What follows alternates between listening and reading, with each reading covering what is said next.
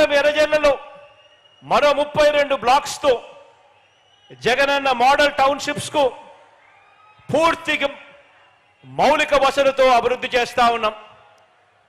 ఇక్కడ ఏర్పాటు చేస్తా ఉన్న ఈ మౌలిక వసతుల కోసం ఏకంగా ఎస్టీపీ ప్లాంట్ అయితేనేమి, అండర్ గ్రౌండ్ డ్రైనేజ్ సిస్టమ్ అయితేనేమి, వాటర్ సప్లై అయితేనేమి, వీటి కోసం మరో 247 కోట్ల రూపాయలు ఖర్చు చేస్తూ ఆదేశాలు కూడా ఇవ్వడం జరిగింది.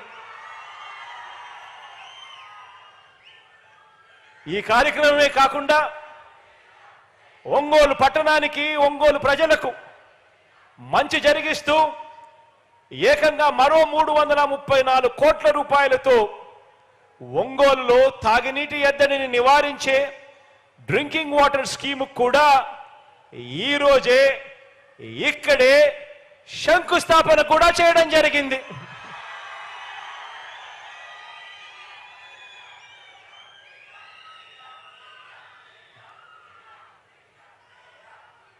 ఒకవైపున పేదవాడి గురించి, ప్రజల గురించి మనం ఇన్ని అడుగులు వేగంగా వేస్తా ఉంటే, మరోవైపున ఒక ఒంగోలే కాదు, ఏ జిల్లాను చూసినా బాబు పేదలకు ఇళ్ల స్థలాలు ఇవ్వలేదు, మనం ఇస్తుంటే బాబు అసూయ దాగటం లేదు. ప్రతి జిల్లాలో బాబుది ఇదే దుర్మార్గం. పేదల ఇంటి నిర్మాణాన్ని అడ్డుకుంటూ కేసులు వేయించడం ఆయనకు సహజ అలవాటుగా కూడా మారింది. ఇవన్నీ చూస్తే అనిపిస్తుంది, ఇటువంటి కార్యక్రమాలు చేస్తా ఉన్నప్పుడు, ఇటువంటి చంద్రబాబు నాయుడు గారిని చూస్తే అనిపిస్తుంది, 100 మంది సినిమా విలన్ల దుర్మార్గం కంటే 100 మంది సినిమా విలన్ల దుర్మార్గం కంటే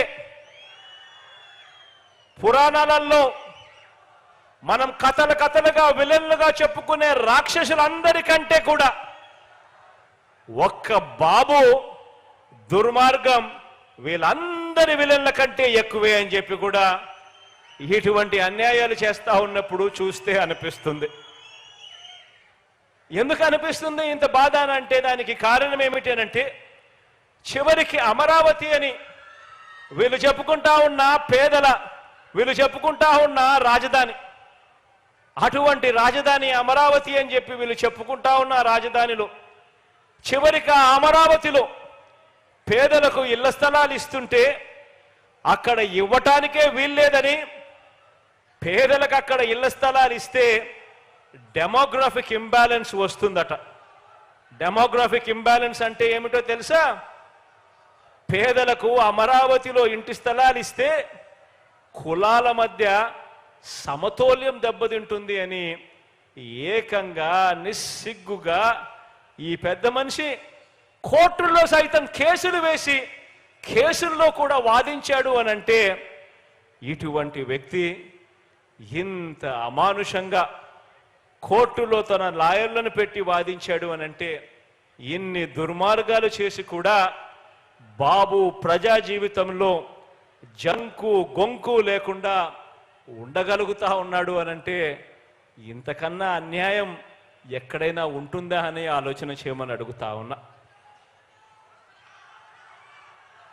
గవర్నమెంట్ బడిలో ఇంగ్లీష్ మీడియం వద్దని వాదించి కూడా, గవర్నమెంట్ బడులలో ఇంగ్లీష్ మీడియం వద్దని వాదించి కూడా ఆ తల్లిదండ్రులంతా కూడా ఈ చంద్రబాబుకు గుణపాఠం చెబుతారు అన్న భయం కూడా లేకుండా చంద్రబాబు రాజకీయాలలో పాపిష్టి జీవితాన్ని కొనసాగించగలుగుతున్నాడు అనంటే, ఇంతకన్నా దారుణం ఎక్కడైనా ఉంటుందా?